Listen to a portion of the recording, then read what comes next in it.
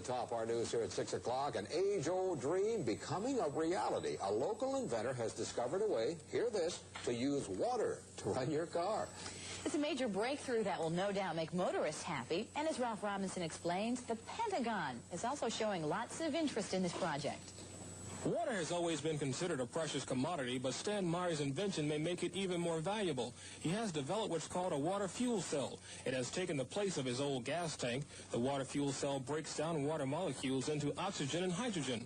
The hydrogen is used to run his dune buggy. I don't care if you use rainwater, well water, city water, ocean water. If you don't have any fresh water, go ahead and use snow. If you don't have any snow available to you, they use salt water because there's no adverse effect to the fuel cell. Meyer started working on this project 4 years ago. He's not a scientist. He isn't even a chemist. In fact, he never graduated from college. Myers was determined, he says, to design something to protect this country from oil embargoes. And we have calculated that if we take the dune buggy from Los Angeles to New York, we would roughly use 22 gallons of water. The Pentagon flew a lieutenant colonel in last week to look at Meyer's invention. There's talk of possibly using it in the Star Wars defense program and to run army tanks. Myers is currently perfecting a water fuel cell for cars. It will cost about $1,500. He says it won't need any maintenance, and you won't have to replace it. It'll be at least 2 years before the fuel system goes into mass production. The day it happens will be one the fuel industry hates, but it'll put a smile on the face of those who've had to say at one time or another, fill her up. I'm Ralph Robinson. As you can see, many patents have already been received, and many more are forthcoming. To date, over 42 patents have been applied for.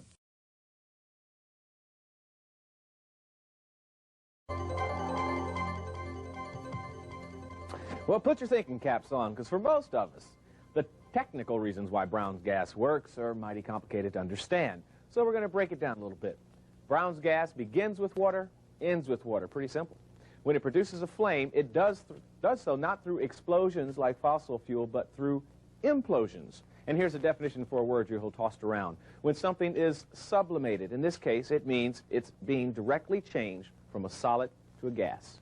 So here goes. What the professor has done is taking ordinary tap water, separated it into 2 atomic components, hydrogen and oxygen, and now we have a clean burning fuel that's renewable and reusable, and when you burn it, it goes right back to water. This is a piece of pure tungsten steel, 100% pure tungsten steel, and it takes 6,000 degrees centigrade, close to 5960 to sublimate, which would take approximately 10 times more than it takes to weld aluminum. Without any adjustment of this flame, I'm holding my finger there, we can sublimate tungsten steel instantly, go right back to gas.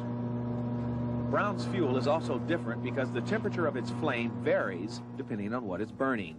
The scientists say the flame temperature is due to an interactive combustion property. The heat is produced by the material. The tougher the material, the hotter the flame gets or the reaction is.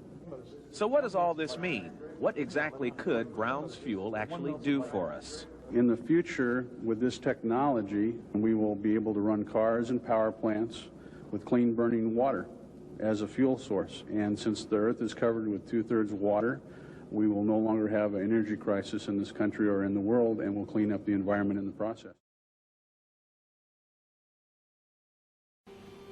That thing has been built off the universe and the planets. No, I didn't do it in the first place that way. I found out it lines up 100% to exactly that.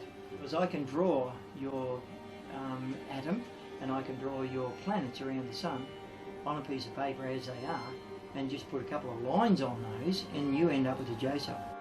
The Joecell is the name given to a special type of hydrogen fuel cell. This fuel cell is said to allow any combustion engine on the planet to run on water. In '92 we bought a V8 Rover from the wreckers. Petrol at that stage was 42 cents a litre. Government always tells the truth. They said the petrol never ever exceed 42 cents a litre. 1 week later, after we had the car on the road, it had hit 53 and rising quickly. I just went, grabbed this stainless steel from the scrapyards, threw it all together in some weird order. I don't even know why, how or anything. On a Friday afternoon, which was my son's birthday, the 9th of October, I threw it onto a car. This was on the Rover, this cell. Now I didn't hook it up to the carburetor, to the intake. I don't even know why I put it where I put it. But it ended up going, hooking up plain straight water through these neutral plates onto heat exchange on the 79 Rover SD 13500, not fuel injected, just carburetor. Disconnected all the fuel lines, all the fuel, everything else. Disconnected them, not left them on, pulled them all off. Hit the key, damn thing run. Bedankt voor het kijken naar de video. Even een duimpje omhoog, laat even een reactie achter. Druk op dat belletje als je op de hoogte wil blijven. En if you want to support me, check even die link onder in de beschrijving.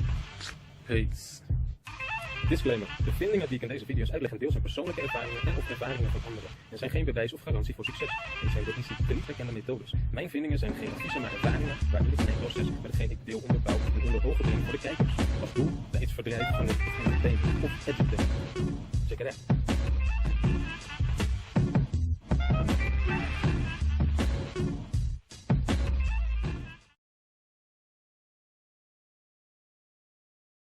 Edgar J. Mitchell, an Apollo mission astronaut, founded the Noetics Institute in Southern California.